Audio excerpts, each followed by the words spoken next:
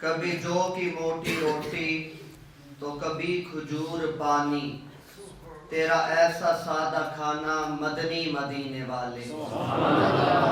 آقا دو جہاں پیارا حبیب علیہ السلام لذیذ اور پرتکلف کھانوں کی خواہش نہیں فرماتے تھے، البتہ بعض کھانے آقا علیہ السلام کو بہت زیادہ پسند تھے جن کو بڑی رغبت کے ساتھ تناول فرماتے۔ آقا علیہ السلام کی چند محبوب غذاؤں کا انشاءاللہ آج کے تذکرے میں آپ کے گوش گزار کیا جائے گا۔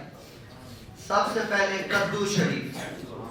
آقا علیہ السلام کو کدو شریف پسند تھا اور سالن میں سے کدو شریف کے قطرے یعنی پیسز چن چن کر تناول فرمایا کرتے۔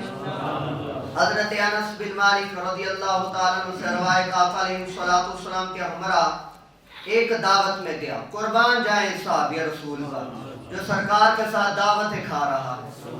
آقا علیہ السلام کے ساتھ دعوت پر گیا تو صاحب خانہ نے کدو شریف اور جو کی روٹی، کدو شریف اور ساتھ گوشت اور ساتھ جو کی روٹی یہ پیش کیا تو میں نے دیکھا کہ آقا علیہ السلام چن چن کر کدو شریف تناول فرما رہے تھے، لہذا اس دن سے میں بھی کدو شریف کا شوقین ہو گیا ہوں۔ تو حضرت انس بن مالک رضی اللہ تعالیٰ عنہ بھی بڑے شوق سے پھر کدو شریف تناول فرمایا کرتے۔ اس پر بھی ایک حدیث مبارکہ موجود ہے۔ ککڑی، ہماری زبان میں اس کو تر کہتے ہیں، یہ لمبی سی تر ہوتی ہے ککڑی۔ اس کے حوالے سے حضرت سیدنا عبداللہ بن جعفر رضی اللہ تعالی عنہما سے فرماتے ہیں، میں نے آقا علیہ السلام کو کھجور ککڑی کے ساتھ ملا کر کھاتے دیکھا، یعنی کھجور اور ککڑی دونوں کو اکٹھا تناول فرماتے۔ کھجور سرکار مدینہ قرار قلبسینہ کھجور شوق سے تناول فرماتے تھے، خاص طور پر عجوہ قصور آقا علیہ السلام کو بہت پسند تھی۔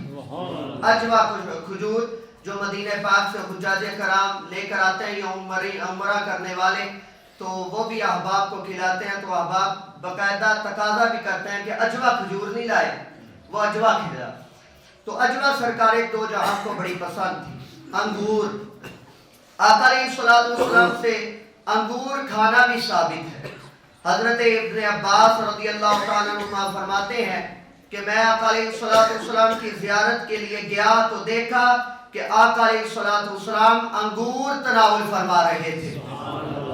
خربوزہ، حضرت سیدنا انس بن مالک رضی اللہ تعالیٰ عنہ فرماتے ہیں صاحب معراج آقا علیہ السلام خربوزے کو تر کھجوروں کے ساتھ تناول فرماتے اور ارشاد فرماتے کہ خربوزے کی ٹھنڈک کھجور کی گرمی کو ختم کر دے گی۔ کیا بات ہے سرکار! آقا دو جہاں پیارے حبیب علیہ السلام کی ایک اور مرغوب غذا پیلو کا پھل۔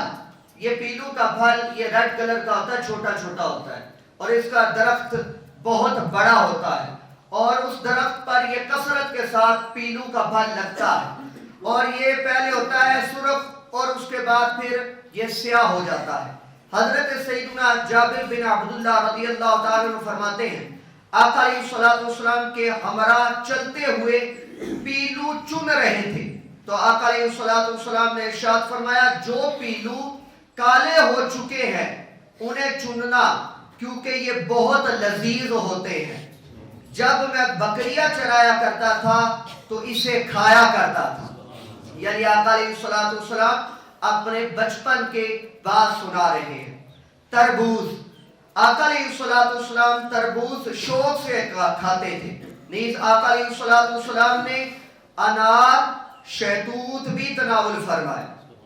ٹھنڈا پانی، عموماً ٹھنڈا میٹھا پانی پسند فرماتے تھے، دودھ کی لسی بھی پسند فرماتے تھے، مگر وہ کبھی کبھی نوش فرماتے تھے۔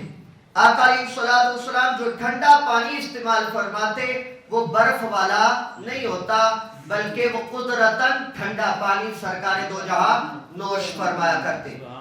دودھ، آقا علیہ السلام کبھی خالص دودھ اور کبھی دودھ میں پانی ملا کر نوش فرماتے، اور کبھی کشمش اور کھجور پانی میں ملا کر اس کا رس نوش فرمایا کرتے۔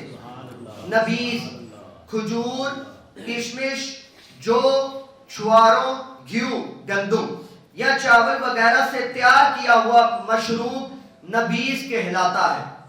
تاجدار رسالت آقا علیہ الصلوۃ والسلام کھجور اور کشمش کی نبیذ شوق سے نوش فرمایا کرتے۔ حضرت سیداتنا عائشہ صدیقہ طیبہ طاہرہ رضی اللہ تعالیٰ عنہ فرماتی ہیں، آقا علیہ الصلوۃ والسلام کے لیے ایک مشکیزے میں مٹھی بھر جو کھجور اور کشمش ڈال کر نبیذ تیار کرتے۔ اگر ہم رات میں نبیذ بناتے تو آقا علیہ الصلوۃ والسلام اس کو دن میں نوش فرماتے، اور اگر دن کو بناتے تو سرکار مدینہ رات کو نوش فرماتے۔ اور نبیذ ہے کیا؟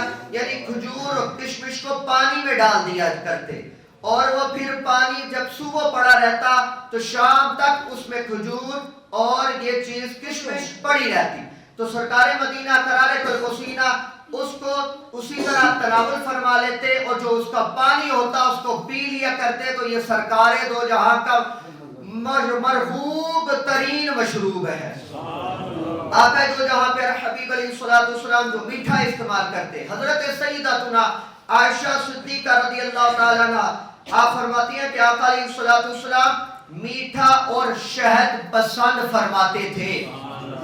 گوشت آقا علیہ الصلوۃ والسلام سے اونٹ، بکری، دمبا، مرغ، بھیڑ، خرگوش، بٹیر اور مچھلی کا گوشت تناول فرمانا ثابت ہے، لیکن ان سب میں سے سب سے زیادہ آقا علیہ الصلوۃ والسلام بکری کی دستی کا گوشت سرکار کو بہت زیادہ پسند تھا۔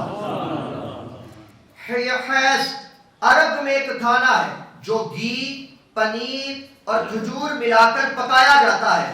آقا علیہ الصلوۃ والسلام اسے بڑی رغبت کے ساتھ تناول فرمایا کرتے۔ سرکہ، آقا علیہ الصلوۃ والسلام نے سرکہ نہ صرف تناول فرمایا بلکہ اس سے بہترین سالن قرار دیتے ہوئے فرمایا، سرکہ کیا ہی بہترین سالن ہے۔ تلبینہ، آقا علیہ الصلوۃ والسلام جو، دودھ اور کھجور سے تیار ہونے والی کھیر جیسی غذا ہے، آقا علیہ الصلوۃ والسلام اسے بھی پسند فرماتے، اور بالخصوص مریض کو بطور علاج کھانے کی ترغیب ارشاد فرماتے کہ جب کوئی کمزور ہو جائے، طاقت اس کی جاتی رہے، یا جسم میں سستی چھا جائے، یا جسم اس کا رہ جائے، تو وہ تلبینہ کھایا کرے، اللہ تعالیٰ اسے تلبینے کی برکت سے قوت عطا فرما دے گا۔ اسی طرح بابی وقار سرکار مدینہ قرار کلبسینہ آقا علیہ الصلوۃ والسلام کی یہ مرغوب ترین غذائیں اور مشروب بیان کیے گئے۔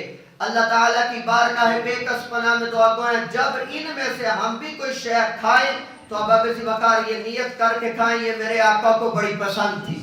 آقا علیہ الصلوۃ والسلام اسے کھایا کرتے تو آپ کا ذوق اور بھی دوبالا ہو جائے گا۔ ماشاءاللہ رمضان المبارک کی مقدس گھڑیاں خربوزہ اور کھجور یہ دسترخوان پر آ ہی جاتے ہیں، کیونکہ ابھی تربوز کا تو وہ ہے نہیں، لیکن خربوزہ اور کھجور اگر یہ دونوں آمنے سامنے آ جائیں تو دونوں کو ملا کر کھائیں، اور یہ سمجھے کہ یہ میرے سرکار دو جہاں کھایا کرتے ہیں، تو آپ کھائیں گے مزہ دوبالا ہو جائے گا۔